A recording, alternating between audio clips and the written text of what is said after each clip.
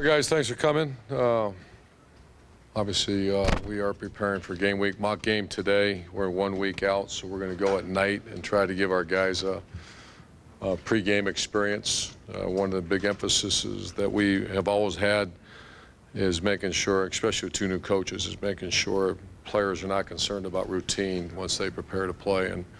And we probably give an inordinate amount of effort and thought to making sure that when the foot hits the ball, our guys are ready to go and not worried about silly things, about tickets to what you wear, how you get dressed, how you get taped, what you eat. And so we're going to do the best we can to eliminate all that. The good thing is for the mature team coming back, it is what it is. The young guys, we just want to make sure they're right. So the quarterback situation, we'll announce the starter when the first guy takes a snap. It's still very close. Both guys are performing very well. Braxton has really had the last 2 days have been outstanding. The whole idea of his body getting used to basically a track practice every day is taking root. So he had a really good 2 days. And I'll answer any questions for you. Moving up far right, Austin. Urban, I'm sorry that I've asked this question for like 9 months about the quarterbacks, but at what point do you need to know to start implementing a game plan, even if you don't plan to announce until Monday? No, if it was different skill sets, probably, but they're not. And if you look at JT's game plan when he was our quarterback and Cardell's, it's very similar. So, and there's a chance they'll both play as well. So that hasn't really, in our mindset, we're game planning our offense, and they're both executed very well. Do you think that there's value to keeping that information in-house, just from Virginia Tech's perspective, to have them prepared for both of them? Not really, because once again, I think they're very similar. I've heard people say he's a much better downfield thrower, and he is pretty. If you're talking about Cardell, is a very good downfield thrower. But I don't know. I imagined if one of them was way ahead, I'd probably announce it, but they're not, and it's more for our team than who we're playing. Front row middle, Dave. Coach, you touched a little bit on Braxton. What were your expectations when he made the transition? Has he exceeded expectations up to this point? I know it's early. Is he not quite where you want him to be? Or? Early on, he was, I don't want to say exceeded. I was just, because I knew there would be growing pains. It's rather comical when I hear someone just blame at receiver or just go put him at corner. That usually takes about 1.5 years to go just play receiver, to do it correctly. Now, the one thing Braxton can't do, you snap him the ball, and he's done that enough to go, and there's potential of that as well. So he's, as of the last 3 days, I don't want to say exceeded my expectation, but he's darn near ready to go. Second row middle, Bob. Urban, you've obviously had a lot of championship teams, et cetera, and I'm just wondering, everybody always talks about all of the accolades this team is getting and all of that ever since the beginning of last season. How have they handled kind of the trappings of success compared to other teams you've had? Have you seen anything? No, I think really well. And I made this comment probably a month ago or maybe 2 months ago that there's indicators. The first indicator is that your academics and our guys have done well. There's no ineligibility issues, or our graduation rate I was told was the highest it's ever been at Ohio State. So those indicators have been fine. We had a couple other indicators where we did take a speed bump where 4 guys won't play. That set up the red flag to what's going on here. But we found out they're very isolated, and then work ethic in the weight room and on the field, and that's not touchable. Those guys have done great. So far so good. That's obviously something that you monitor really closely, I assume, with everything.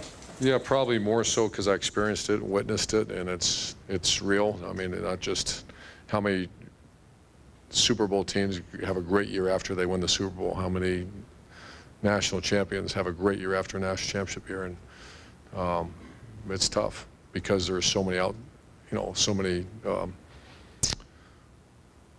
outside influences that can get in, saturate your program, and just cause damage. But we've watched it very closely, and Bob, to answer your question, I don't feel it at all.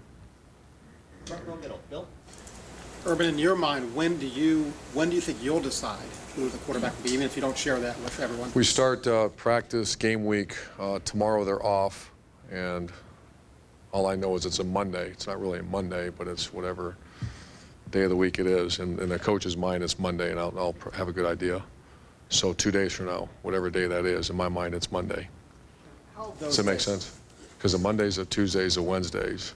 If you're playing on Thursday, it's a Monday. Yeah. How have those guys continued to handle it? You said that they have handled it very well. Quarterbacks? Yes. Great. They're pros, man. And I thought JT's always been a pro. I'm amazed at Cardell's maturity, the way he's handling his business. It's really good to see a young guy grow up. And I saw it last year, and it continued. How hard will it be to tell the guy who's not starting, I don't think it's going to be hard because of the way they handle it, and I've had a couple conversations with already. I think it's going to be a matter of fact. But the other guy, if you're not going to play early, you get ready, because I'd like to see both guys involved. Far left, Matt. Just wondering depth-wise at receiver going into the first game with injury and the situation that you're at. How do you feel? How many do you have in that rotation? How do you feel? Yeah, Noah's was, by the way, he's doing fine. I think he's still in the hospital, is that right? As of the last night he was. So maybe today or tomorrow we're hoping to get him out. Surgery was successful. We're expecting a full recovery. Depth of receiver is a concern for this game. Talent isn't. Depth is a concern. Mike Thomas, you have Curtis Samuel, you have Braxton Miller, you have Johnny Dixon, you have Paris Campbell, you have Terry McLaurin. I might be forgetting one. And those are all guys that can play at this level, and potentially some of them at the next level. So those are good. And then I think Nick Vanette and obviously Zeke is a big part of this game plan as well. Johnny Dixon, health-wise, good? Yeah, he's just got to monitor him. He's got those darn knee issues, and they're not major. It's just tendonitis, and I expect him to be full speed today. He's had a very good camp. Front row right, Tim. Yeah, Urban, in that regard, what are you looking for from those receivers? What are you looking for this week in terms of what will impress you about stepping up and being that guy or those guys? Great question. Attention to detail and taking care of themselves. We really watch closely their body weights, their hydration, how you handle yourself as a pro, and how Paris Campbell handles himself. Right now I have Paris and Terry starting and special teams starting, and obviously how we feel about those positions. So how they handle themselves in practice, and Coach Mick. He's in charge of all the sports performance. Are they at the body weights? Are they fully hydrated? Are they maximizing their time? And those kind of kids are great kids, so I think they're going to be ready to go.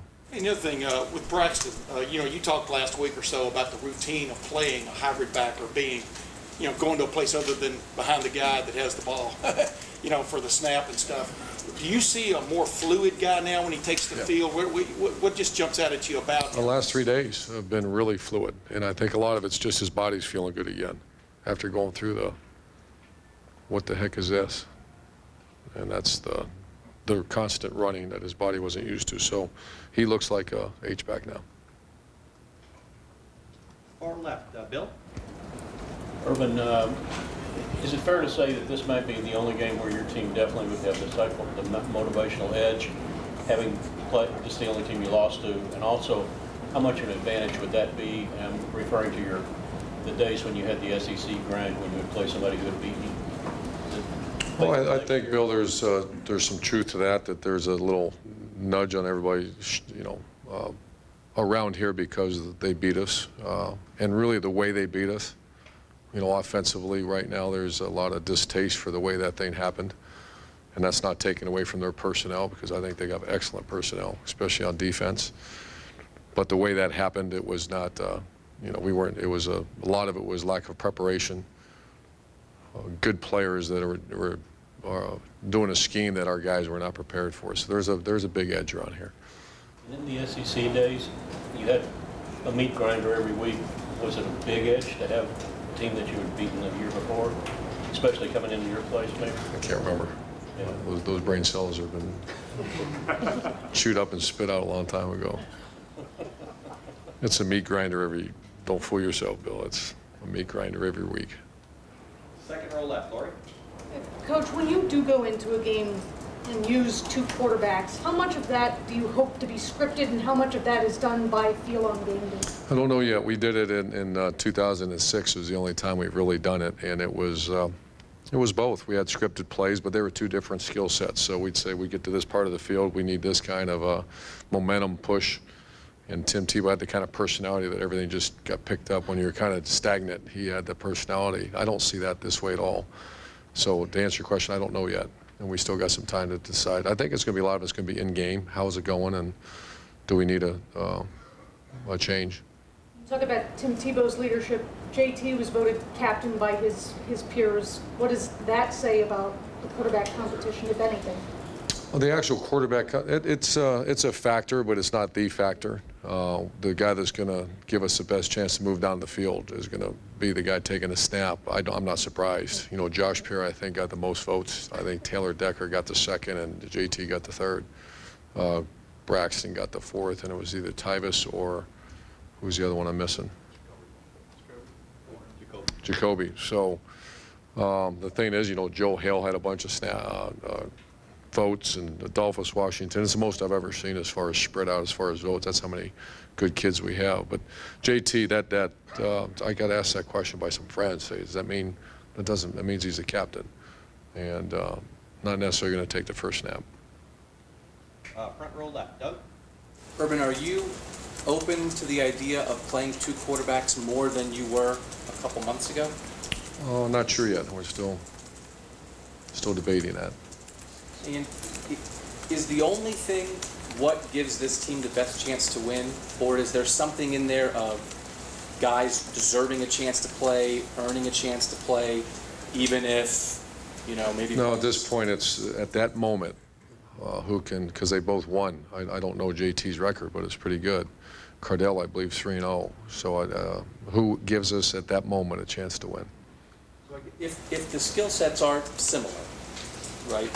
Mm-hmm. What would it be about giving both a chance Performance to of practice, accuracy, leadership, toughness, all the things that you look for in a quarterback. Within a game, though, like a guy, sure, absolutely. Guy's not looking so sharp, let's put somebody else in. Absolutely, could be weekly too. If he had a bad Tuesday practice, and you know Tuesdays are first to normal, third downs on Wednesday. If they have a bad Wednesday, and then you know that absolutely that's not uncommon. That's the same with the other positions as well. You have to show up every day and compete. Is there any part of that, doing that at quarterback, though, that could be not a great thing for the team, or do you think that would just push... Oh, you mean about just naming a quarterback? I think just the idea, I mean, do you want, you know, people talk about if someone's looking over their shoulder, if they make they have a bad start to a game or a tough day of practice. Those are all things that we have to hit on the road. I'm not very experienced in this, and if you check the annals of college football history, I'm not sure that's happened. So I think I have to do what's best for the team at that moment, and that's you have two very good players that are very invested. What's the best chance of moving this team down the field and putting them in the end zone? That's kind of the mindset I've had right now. But I think that's those things I'm constantly thinking about, because I don't want players, and we try not to do that here. That's why we always talk about 4 to 6 A to B. Don't worry about mistakes, man. Go as hard as you can, and we'll fix. Mistakes are fixed by great effort. Coach, thank you very much. Thank you.